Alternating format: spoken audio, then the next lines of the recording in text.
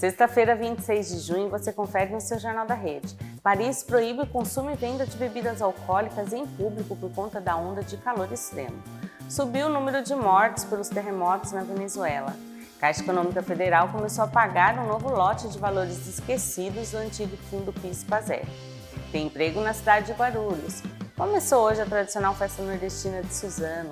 Tem novidades do vôlei de Itaquá. E seu Resenha na Rede com o Lucas. Está no ar o seu jornal.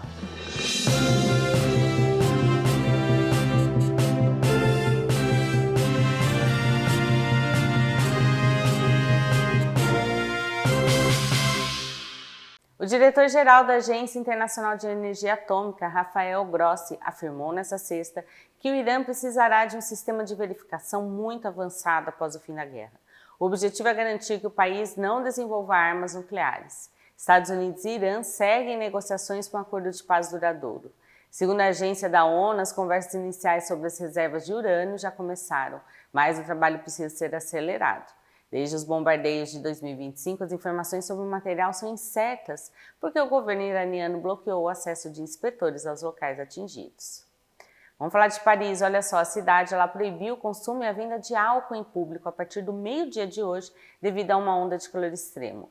A medida foi tomada depois que os termômetros bateram nos 41 graus na capital francesa, causando uma sobrecarga nos hospitais e fazendo o número de atendimentos dos bombeiros dobrar para mais de 2.500 operações. De acordo com as autoridades, o consumo fica vetado em espaços públicos até amanhã de domingo, exceto em bares e restaurantes licenciados. O Ministério da Saúde da França alertou que o número de infartos subiu na cidade e que mais de 101 milhões de pessoas estão expostas a temperaturas acima de 35 graus em toda a Europa. Vamos falar agora, olha, da Venezuela. Subiu para 589 o número de mortes pelos terremotos por lá, os mais fortes no país em mais de 100 anos. O Itamaraty confirmou que 2 brasileiros estão entre as vítimas. O rastro de destruição inclui pelo menos 250 prédios derrubados, 2.980 pessoas feridas e mais de 24 mil desaparecidos. Diante da gravidade da tragédia, o presidente Lula anunciou o envio de uma missão humanitária que decolou nesta sexta do aeroporto de Guarulhos. Um avião da Força Aérea leva 36 bombeiros de São Paulo, Minas e também Paraná, além de 9 toneladas de equipamentos para auxiliar nas buscas. Olha, vamos vir para o Brasil, que aqui tem notícia também. O senador e pré-candidato à presidência, Flávio Bolsonaro, do PL, publicou um pedido de desculpas à ex-primeira-dama Michele Bolsonaro. A manifestação ocorre após Michele divulgar vídeos afirmando ter recebido uma punhalada do enteado e que foi maltratada por ele devido às divergências políticas no Ceará. Flávio afirmou que não teve a intenção de ofender e que divergências de estratégia não significam divergências de princípios. A crise parlamentar acendeu alerta na cúpula do partido. O presidente da legenda, Valdemar Costa Neto, anunciou que vai conversar pessoalmente com ambos para conter a racha ali. Enquanto Flávio afirma que o foco deve ser a disputa contra o PT, Michele reforçou nas redes sociais que apenas esclareceu os fatos e que exige respeito. Vamos continuar falando de política. Olha, o pré-candidato ao governo de São Paulo, Fernando Haddad, do PT, anunciou o ex-governador Márcio França, do PSB, como seu vice na chapa para as eleições de outubro. Tanto França estava com o nome ali para o Senado, mas com a decisão, as ex-ministras ali Simone Tebet e Marina Silva serão as candidatas ao Senado. A composição busca barrar a reeleição de Tarcísio de Freitas. Por causa da definição dessa agenda na capital, Haddad adiou a visita que faria ao Alto Tietê nesta sexta. Eles tinham encontros marcados com artistas em Suzano e produtores rurais em Mogi. O ex-vereador Rodrigo Valverde confirmou que se trata apenas de um adiamento e que uma nova data será divulgada em breve. O governo federal comentou que mais de 55 milhões de pessoas já emitiram a nova carteira de identidade nacional, mas muita gente ainda não baixou a versão digital. Você já fez a sua? O documento pode ser acessado diretamente no aplicativo gov.br e vale como identificação em viagens e eventos. A nova identidade unifica o número do CPF e elimina o antigo RG.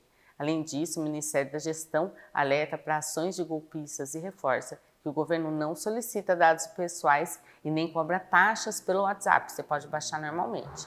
As notificações oficiais enviadas pelo celular são apenas informativas e as atualizações devem ser feitas exclusivamente dentro da plataforma GovBR. Olha, a Caixa Econômica Federal começou a pagar no novo lote de valores esquecidos daquele antigo fundo PIS/PASEP. Têm direito trabalhadores com carteira assinada e servidores públicos que atuaram entre 71 e 1988. Nessa rodada, recebem aqueles que pediram ressarcimento até 31 de maio com valor médio de R$ 2.900. A consulta pode ser feita pelo portal Repis Cidadão ou pelo aplicativo do FGTS. No caso de trabalhadores já falecidos, os herdeiros também podem solicitar o resgate, viu? Olha, o prazo final para realizar o pedido de saque vai até setembro de 2028.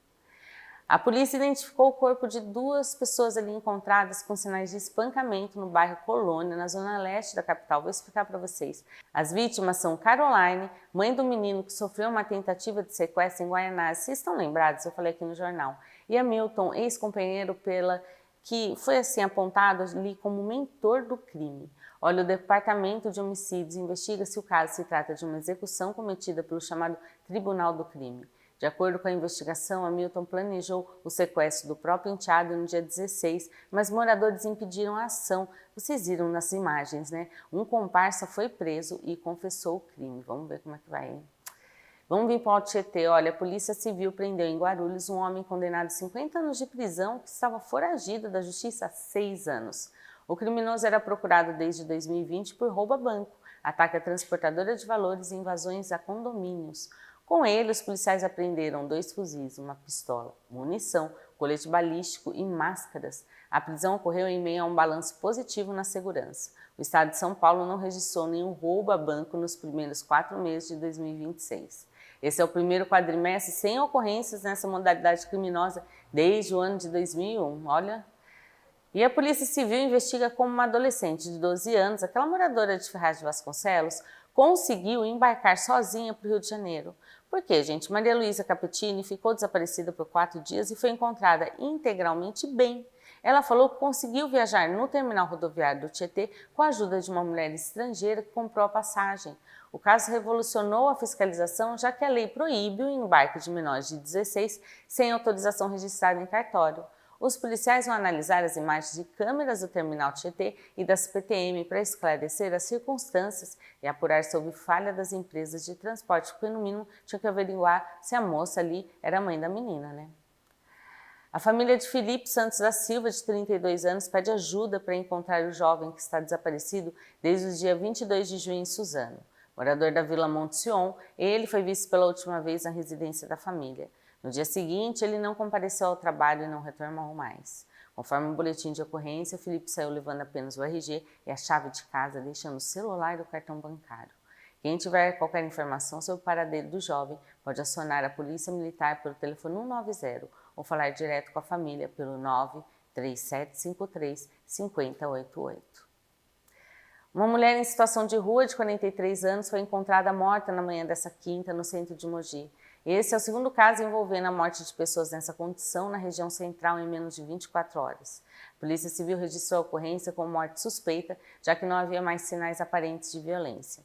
A Prefeitura de Mogi atribuiu que as baixas temperaturas ali na cidade atingiram a mínima de 10,5 graus. De acordo com a Secretaria de Assistência Social, Daniela Mariano, a vítima era acompanhada pelo município e as vagas do acolhimento nos abrigos foram ampliadas em mais de 20% devido ao frio intenso. Ainda pela cidade de Mogi, a Prefeitura multou 3 empresas fornecedoras da merenda escolar em mais de R$55 mil.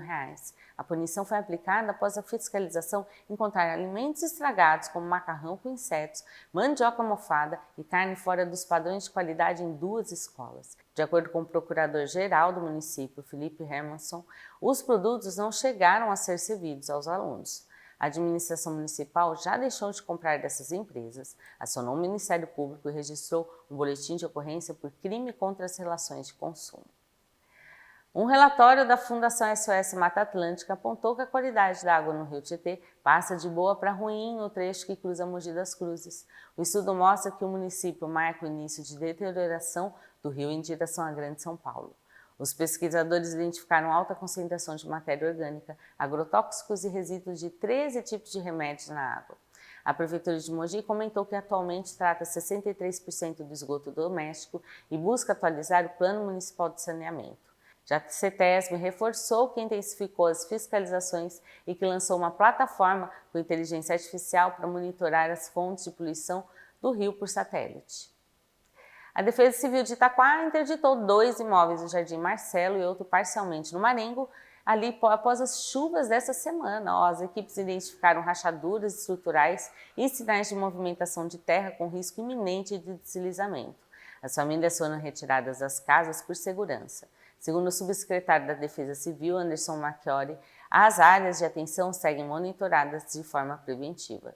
Os casos foram encaminhados para a Secretaria de Habitação, que vai avaliar o atendimento das famílias afetadas em programas de assistência social. No próximo bloco tem emprego na cidade de Guarulhos e mais. Começou hoje a tradicional festa nordestina de Suzano. Fica aí que a gente volta já já.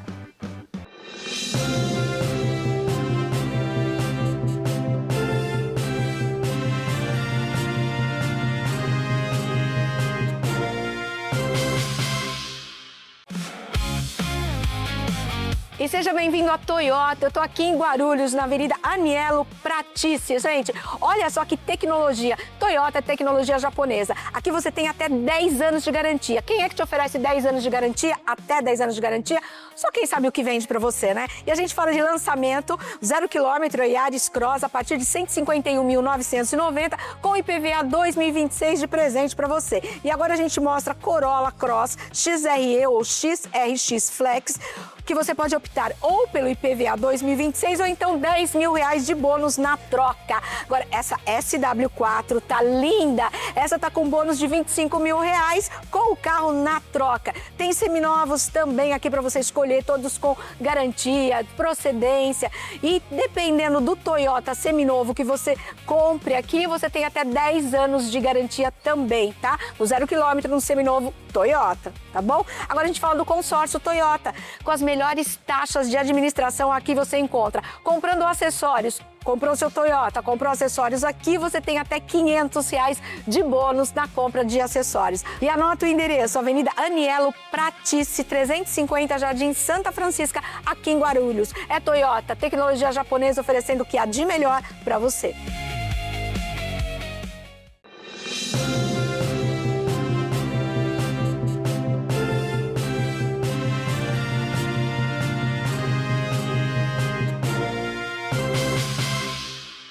A Prefeitura de Guarulhos vai realizar uma ação de empregabilidade com mais de 320 vagas de trabalho na próxima sexta, dia 3 de julho.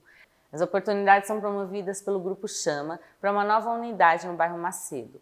Há vagas para operador, repositor, auxiliar de serviços gerais, conferente e outros setores. A seleção vai acontecer das 9 da manhã às 4 da tarde no Centro Municipal de Educação Adamastor, que fica na Avenida Monteiro Lobato, número 734. Os interessados deverão comparecer portando RG, CPF e um currículo atualizado para fazer a entrevista direta com os recrutadores.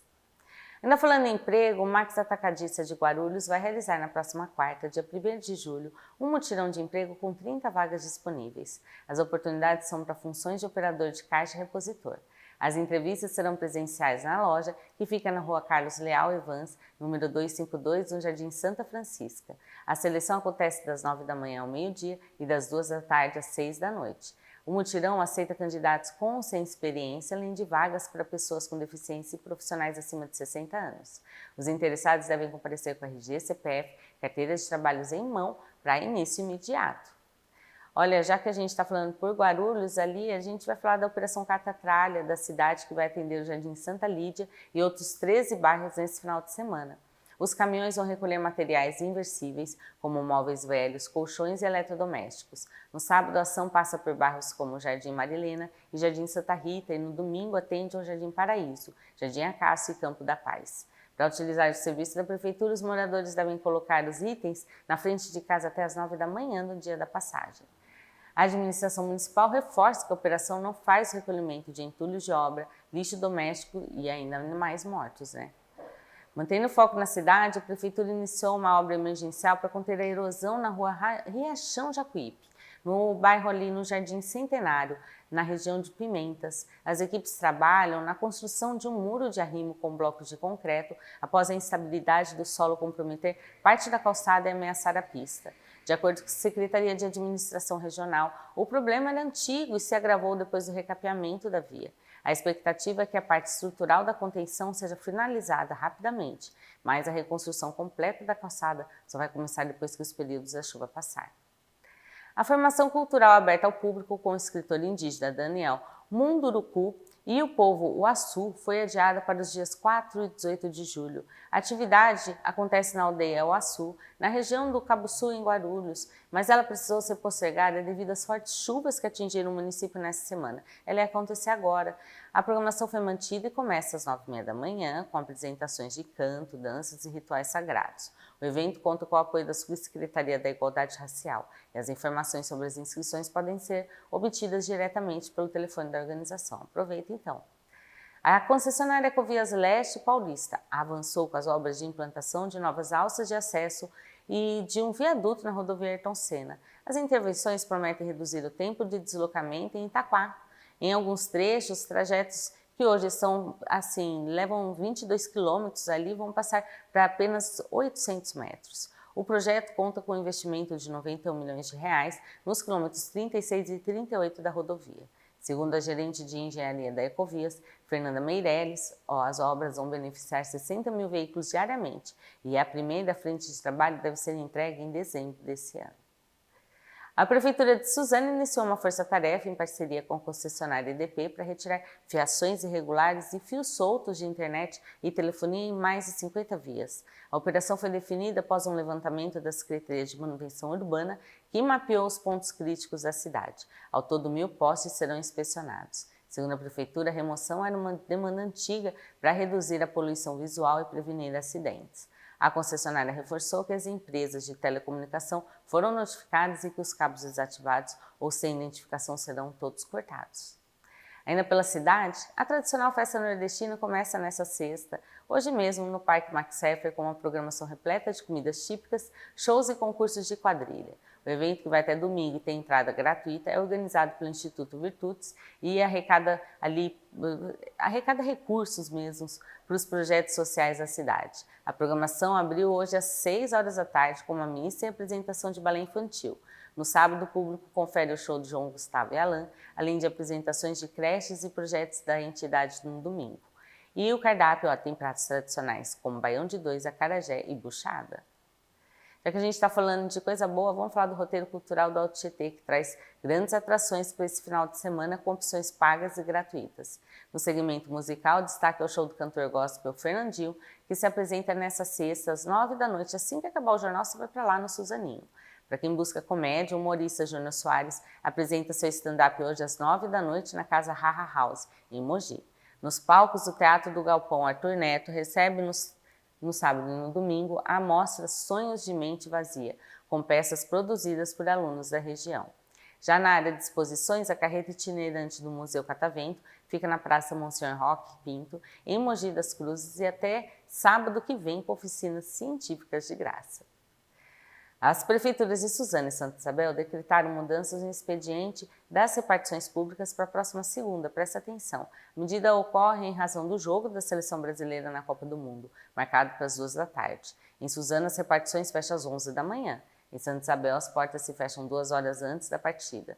Todos os serviços essenciais, como atendimento de urgência e emergência na saúde, coleta de lixo, defesa civil e guarda municipal, vão funcionar normalmente em ambos os municípios. Em Suzano, os 5 ecopontos e os parques municipais Max Pfeffer e do Mirante também seguem abertos.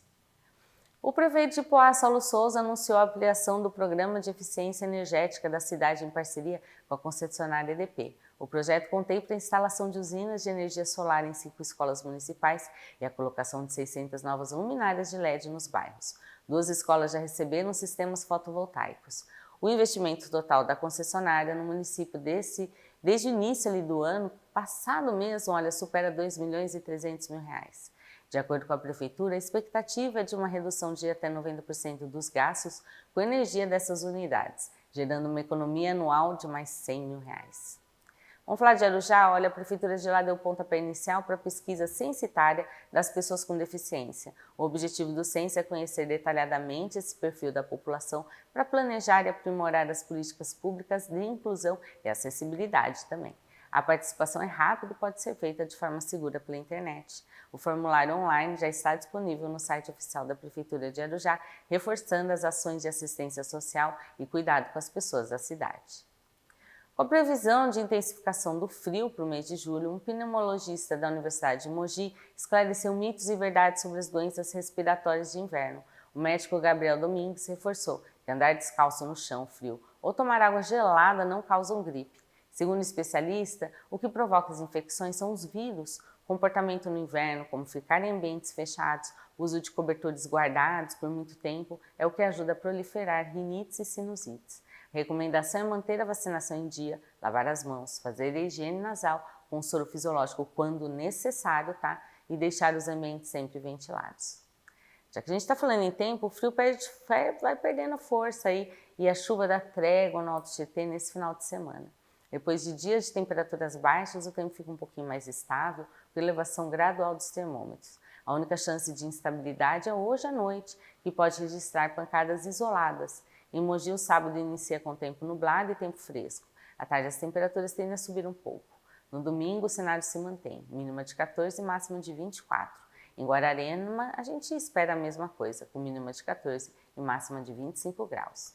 No próximo bloco tem novidades do vôlei Itaquá e mais seu Resenha na Rede com o Lucas. Fica aí que eu volto já já.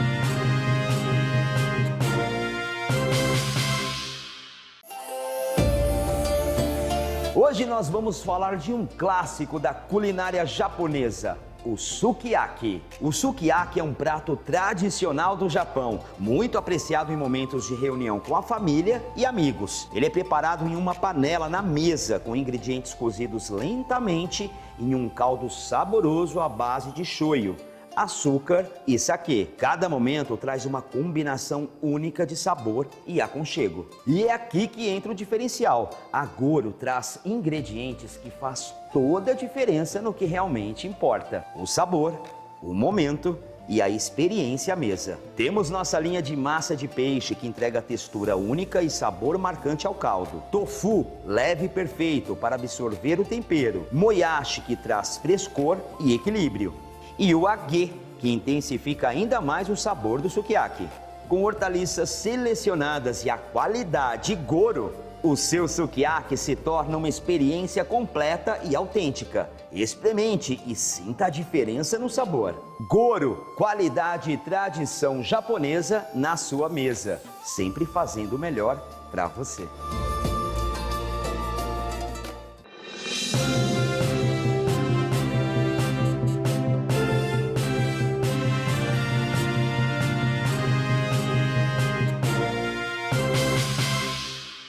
O vôlei Itaquá confirmou a contratação dos 5 primeiros reforços para a temporada de 2026 e 27. O time, criado recentemente masculino, acertou a chegada do central Matheus Paulo, do ponteiro Thiago Salles e do experiente levantador Everaldo Lucena, de 39 anos.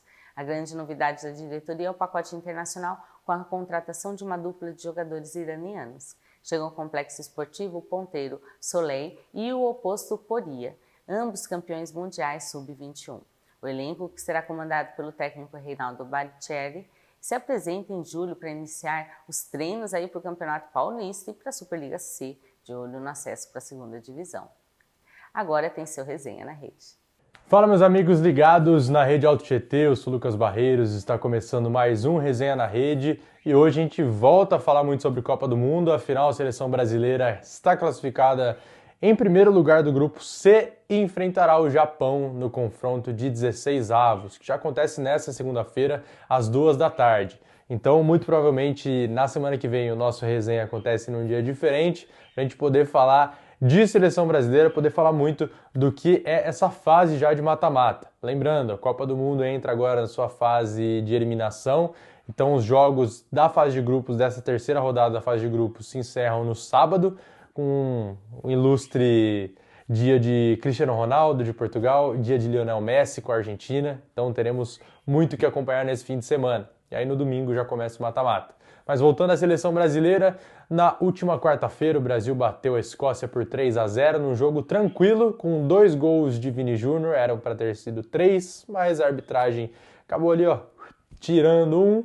e também um de Matheus Cunha, e o jogo ficou marcado também pela reestreia de Neymar com a camisa da seleção brasileira. Ele que não jogava pelo Brasil desde 2023, desde aquela grave lesão contra o Uruguai ainda nas eliminatórias, voltou, chamou a atenção, é claro, levantou o público presente em Miami e também em vários lugares ao redor do Brasil e do mundo. A seleção brasileira fez um jogo muito bom, a Escócia fez um jogo horrível, fez um jogo ruim, defensivamente falando, uma Escócia que eu esperava muito mais.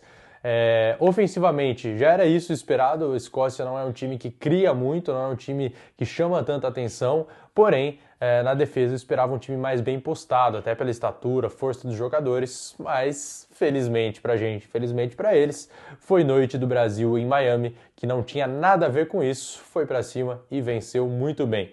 A seleção marroquina, que também vinha ali no grupo do Brasil, brigando, quem sabe, por essa primeira colocação, bateu o Haiti por 4-2 num surpreendente jogo, tá? O Haiti saiu na frente, depois estava vencendo por 2-1, acabou levando a virada na segunda etapa, mas um jogo muito bom da seleção haitiana. Então, infelizmente, acabaram se despedindo do torneio, mas tivemos a seleção marroquina conseguindo classificar na segunda colocação. Foi pro lado aí um pouco mais difícil deste chaveamento.